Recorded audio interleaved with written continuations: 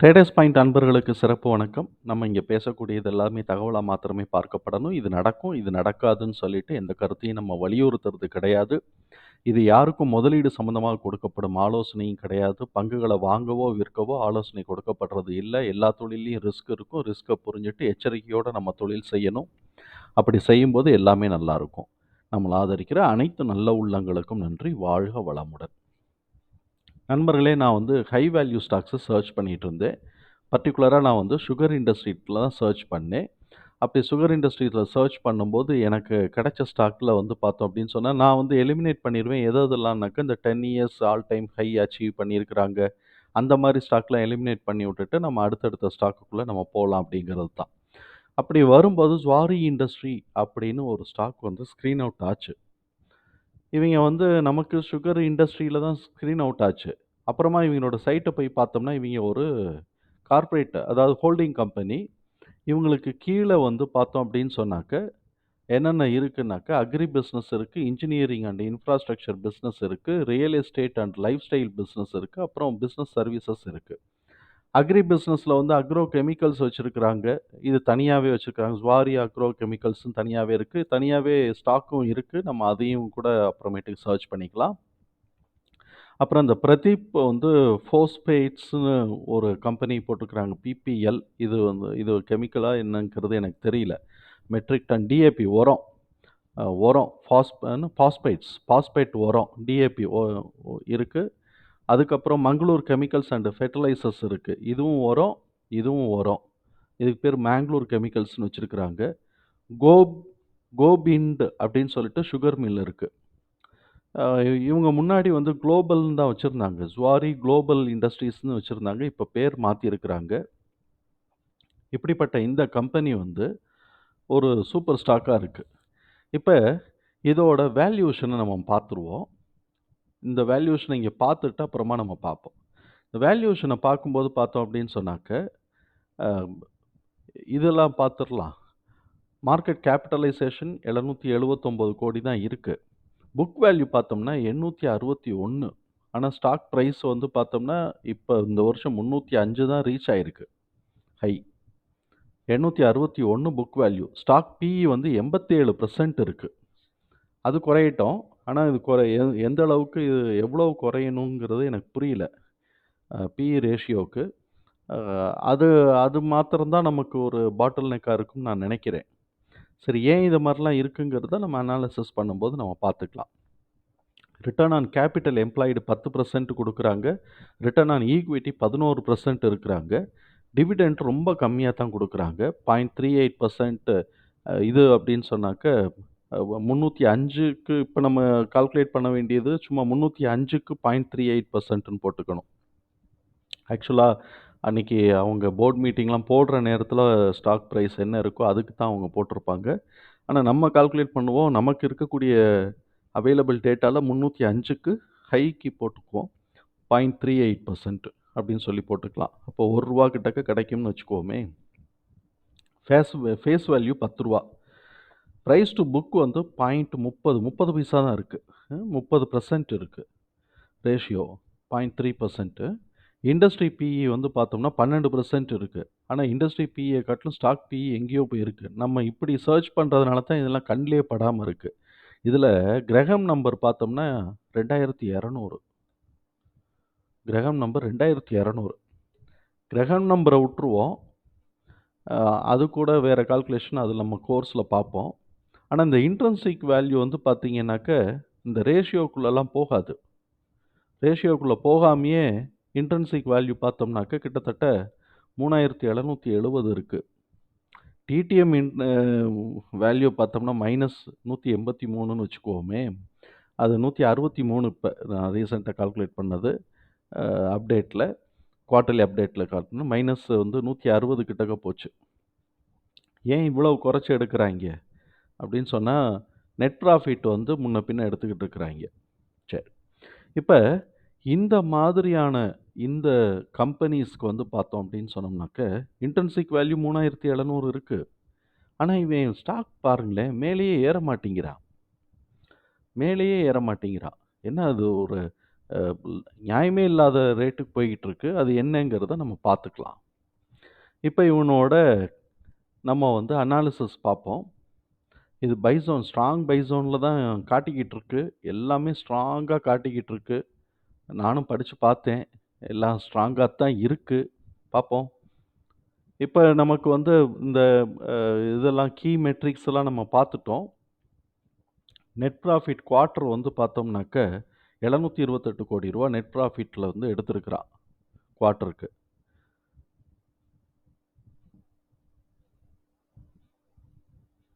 இவனோட ஆனுவல் ரிசல்ட்ட முதல்ல பார்த்துருவோம். ஆனுவல் ரிசல்ட் வந்து ரூ. 1,137,00,00,000 ரெவென்யூ வந்திருக்கு. ஆப்பரேட்டிங் எக்ஸ்பென்சஸ் வந்து ரூ. 927,00,00,000 போயிருக்கு. டோட்டலா ப்ராஃபிட் வந்து பார்த்தோம் அப்படின்னு சொன்னோம்னாக்க, ஆப்பரேட்டிங் ப்ராஃபிட் ஆனுவல் பார்த்தோம்னா ரூ. 27,00,00,000 தான் கிடைச்சிருக்கு.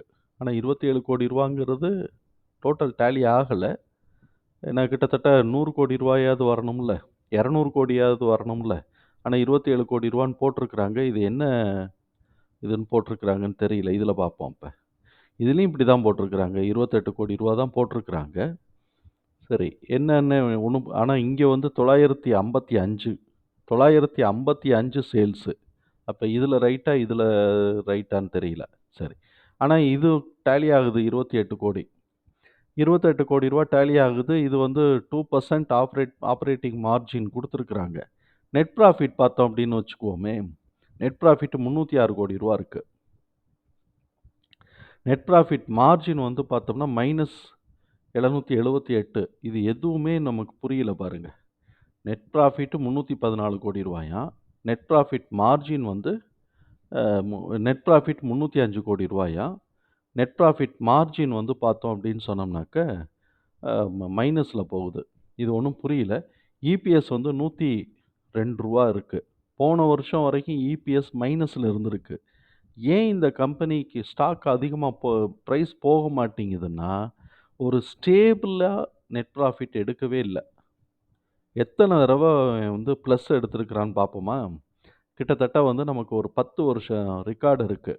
இந்த 10 வருஷத்துல இவன் பிளஸ் வந்து எடுத்தது 2013. அதுக்கு அடுத்து பிளஸ் வந்து 10வது வருஷம் 2023ல தான் எடுத்திருக்கிறான். ஆனா இதுக்கும் அதுக்கும் 30 மடங்கு கூட. நடுவுல பார்த்தீங்கன்னா, இவ்வளவும் போயிருக்கு. இதுக்கு முக்கியமான காரணம் என்னவா இருக்க முடியும் அப்படின்னு சொன்னோம்னாக்க, பெரும்பகுதி இவன் கார்ப்பரேட்டுங்கிறதுனால நெறைய இன்வெஸ்ட்மென்ட்டுக்குள்ள தான் போயிருப்பாங்கிறத நம்மளால புரிஞ்சுக்க முடியுது.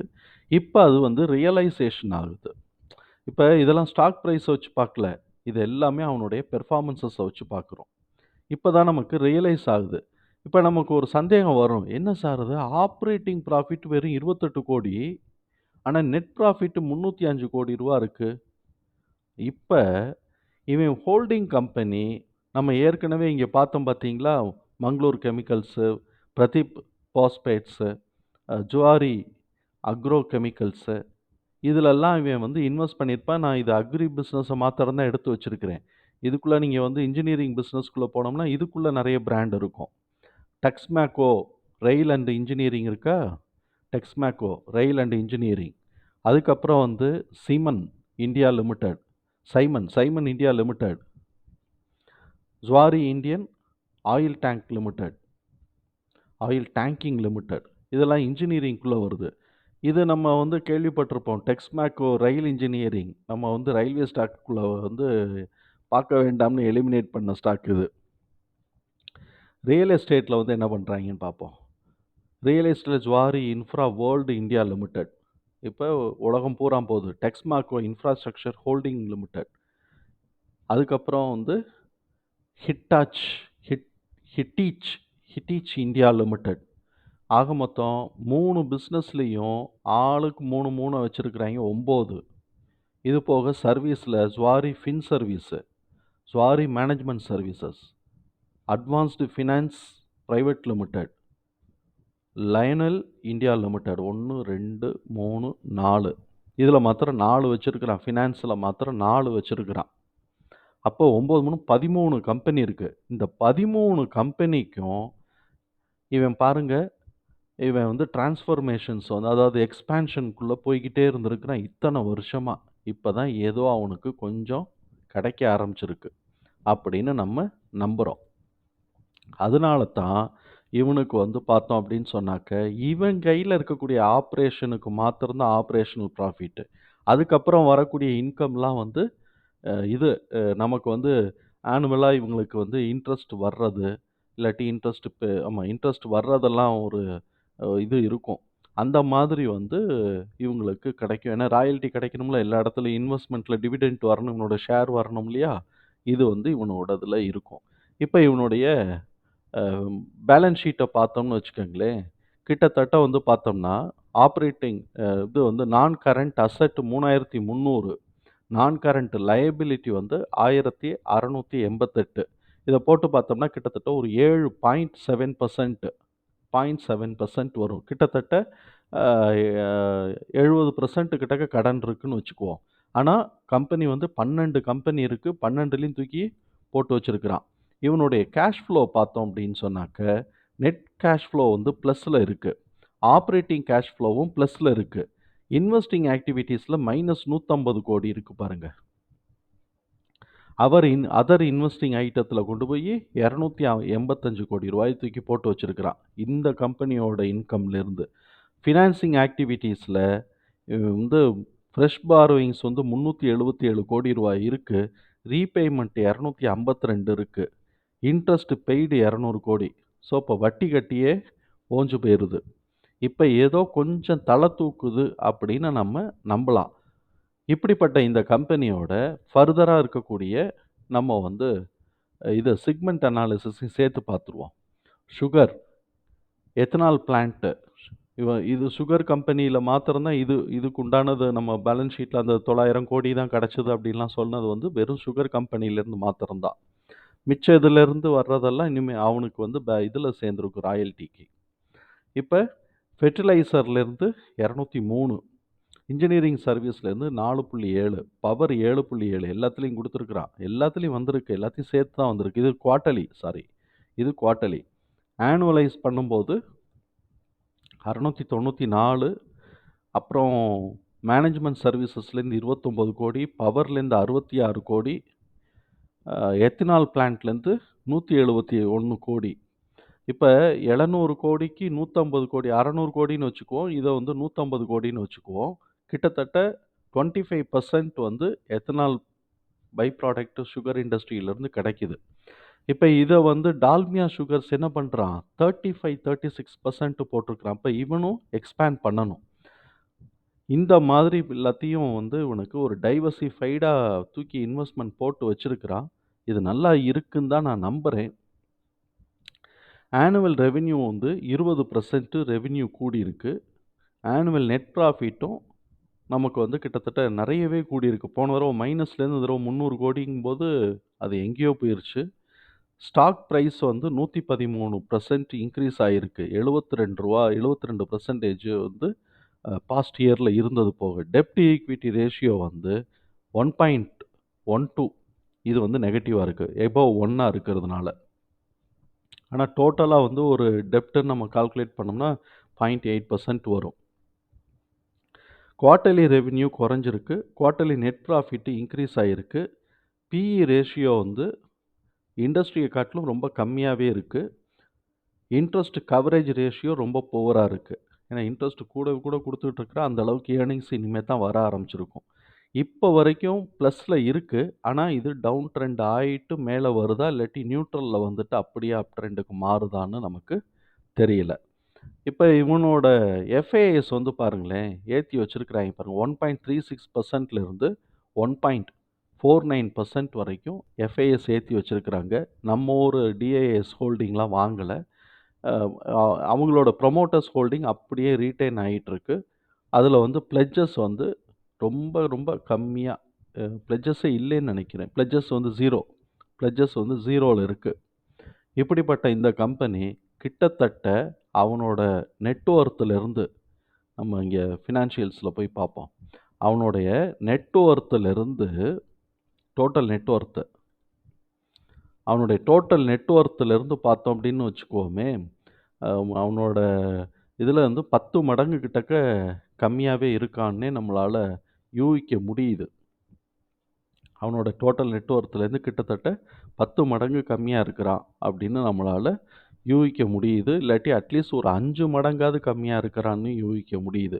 ஏன்னா நமக்கு புக் வேல்யூ ரூ. 800 இருக்கு. கிட்டத்தட்ட 3 மடங்கு கம்மியா இருக்கிறான். 3 மடங்கு கம்மியா இருக்கிறான்.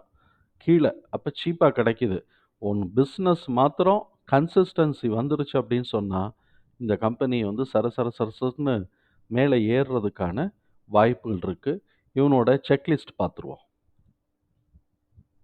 இவனோட செக்லிஸ்ட் பார்த்துட்டோம் அப்படின்னு சொன்னோம்னாக்க ஈஸியா இருக்கும். என்னன்னா, நான் ப்ராஃபிட் அண்ட் ரெவென்யூ வந்து கன்சிஸ்டன்சி இல்லைங்கிறது நமக்கே நல்லாவே தெரியும். டியூரபிலிட்டி ஸ்கோர்ஸ் நல்லா இருக்கு. கம்பெனி ஹேஸ் லோ டெப்ட்னாக்க அதுவும் கிடையாது. ஏன்னா 0.7% கிட்டக்க கம்பெனியோட டெப்ட் இருக்கு. நம்ம 0.5 தான் அக்செப்டபிள் ரீஜன் சொல்லுவோம். இது அட்ஜஸ்ட் ஆகுற வரைக்கும் அவ்வளோ ஈஸியா ஷேர் வந்து ஏறாது. கம்பெனி வந்து நெட் கேஷ் ஃப்ளோ பாசிட்டிவா இருக்கு. கம்பெனியோட சேல்ஸ் குரோத் வந்து லாஸ்ட் 8 இயர்ஸ் வந்து ஒரு 8 குவார்ட்டர்ஸ்ல வந்து ஒரு கன்சிஸ்டன்சி இல்லைங்கிறது நல்லா தெரியுது. நம்ம அதையும் பார்த்துட்டோம். அ இது வந்து ஃபினான்ஷியல் ரேஷியோவ பொறுத்தவரைக்கும் ரொம்ப கம்மியா இருக்கிறதுனால, அந்த பிக்காசுவா அந்த அந்த ஸ்கோர் வந்து கம்மியா தான் இருக்கும். Share holders value company score வந்து ROE வந்து கம்மியா தான் இருக்கு. Generating increasing cash from operations வந்து இருக்கு. இதெல்லாம் வந்து இந்த கம்பெனியோட அ செக்லிஸ்ட்ல வந்து பாதி தான் பாஸ் ஆயிருக்கு.